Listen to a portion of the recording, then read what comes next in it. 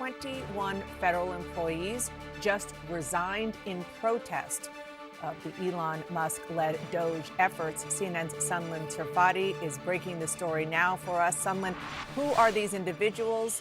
Where do they work? And what did they say about their decision to resign? Dana, this is certainly significant because it is point blank being called a protest resignation by these 21 federal employees. These are employees that had been in the federal government for years under the United States Digital Service, USDS. Now, these are people who work in technology. A source describing to me these are engineers, designers, data scientists, project managers. In the words of one source within that agency, these are people leading critical work and critical projects across the government. And they resigned, according to a source, en masse today. 21 employees total, making it known that they are not comfortable with what DOGE is doing and what they are being instructed, importantly, to do. Now, according to this source who told me this information, they said it's people who don't want to be a part of this. For this group, it is a protest. They don't want to be a part of it.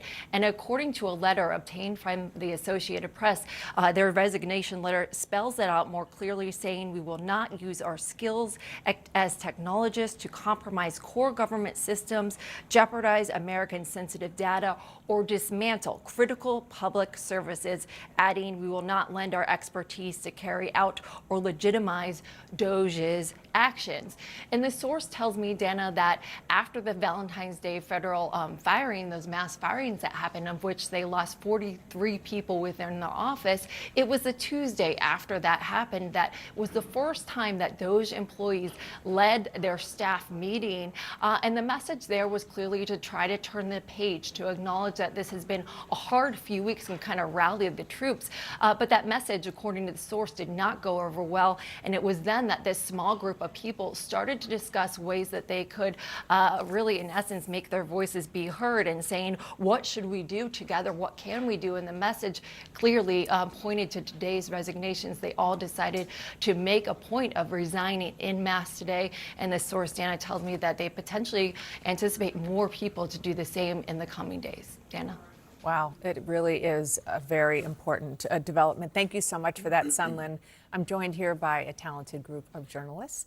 CNN's S.E. Cupp, David Gura of Bloomberg News, Harry Enton, who was just promoted to CNN's chief data analyst. Congratulations.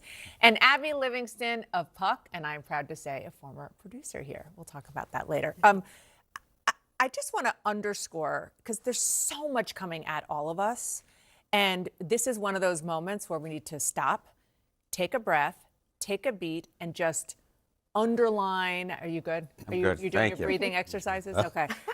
Underline and highlight what Sunlen just brought us, which is, SE, 21 people intentionally, en masse, as a group, wanted to make a point. Yeah. And these are people who work in what was formerly just the digital service, and now it has been taken over by DOGE, saying that they don't want to use their own talents, their tech talents, their engineering talents, to do whatever it is that the DOGE representatives, Elon Musk, want them to do. And I think you just made the most important point, the whatever it is. There's such a lack of understanding of what is happening and what is coming. The incompetence and the chaos is, I think, at least what I'm hearing, is getting to these people the most. It's not that they feel as if Trump's politics is steering them to do something they don't want to do. It's that they don't know who's in charge and what is coming. That kind of incompetence, whether you don't know if you're going to be fired, semi-fired, resigned, not resigned, it's no way to work. It's an embarrassing look for our government. Well, and just to put a finer point on it, we don't know, but there is a bit of a clue in the following sentence, and that is that as technologists, they don't want to use their skills to compromise core government systems, jeopardize Americans' sensitive data, or dismantle critical public services. I mean, let's just zero in on one of these things. Jeopardize Americans' sensitive data. If I'm just an average voter out there, whether it's somebody who voted for Donald Trump or somebody who didn't, I'm not so sure I want my sensitive data to be in the hands of these people who the technologists are saying could be used. They don't know how it's going to be used. It could be used for things that are dangerous. And this has been an issue from the very beginning. So I think back on what happened with the Treasury Department in the earliest days of this administration when the DOGE team deployed a couple of workers there to look at sensitive payments information. And on Bloomberg, in an interview with the Treasury Secretary, we got an assurance that no personal data was being reviewed or taken. Since then, we've seen members of Congress push back on that, skeptical of what Scott Bessent said in that interview, Elizabeth Warren chief among them. So there's a very real sense, yes, it's chaos, could be incompetence. It's also just ambiguity about what's happening here. And I think that that's the thing that's most likely to be salient with Americans, this fear that they don't know what's going on, the people doing this work don't know what's going on, and could have very real effects. And so it's happening in Treasury, it's happening across the agencies. And I think back just on the latest news about that first Elon Musk email, give your 5 bullet points, and the response from one of the agencies, which was, don't say anything here that could be viewed by a foreign adversary. Also incredibly alarming, also having to do with sensitive data. Yeah. And Abby, I do want to kind of give the other perspective, and I'm guessing it's like a countdown clock, which Elon Musk likes, from 10 to 1, about how long it's going to take for them to say, well, these are employees who are part of the deep state, who are people who don't like the idea of what we want to do politically. Who knows? And we don't know who these people are, and we don't know what their political point of view is, and it shouldn't matter. What matters is that they are people who are data specialists who are very upset about the way they're seeing the data being used. Yeah, absolutely. I mean, I think that one of the key things is these are very specialized people. And when you remove, whether it's by their resignation, and it's up to the individual, do you stay on as long as you can to hold things together, or do you resign publicly in protest? But I've been a part of organizations where they clean out the institutional memory, and things are never the same, and it can take years, if not decades, to rebuild that. And I think the American public, right now, this feels like a food fight. It's playing over social media. But in the coming weeks and months, at best, you may be inconvenienced. You may need to go freeze your credit and take time out of your day to do that because your Social Security number might be on the internet.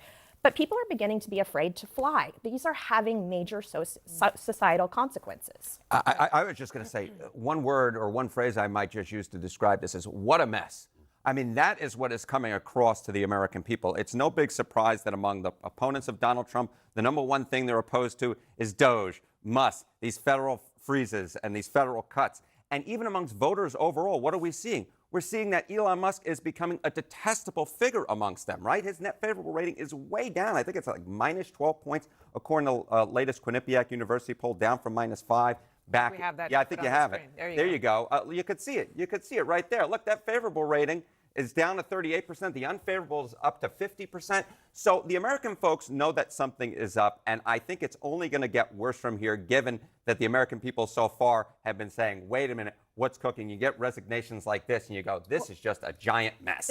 Well, let me just a bit of a devil's advocate here. Please. Because I think it's important. And I've heard from a House Democrat who is worried about how Democrats will message this, because I think what Trump and Musk are betting on is there is a sentiment, and it's long, goes back in conservative canon for decades, of sort of resentment toward federal workers and animus toward federal workers. The sense of entitlement among federal workers, that they can't be fired for cause, they get taxpayer pension, funded pensions, they have a job for life.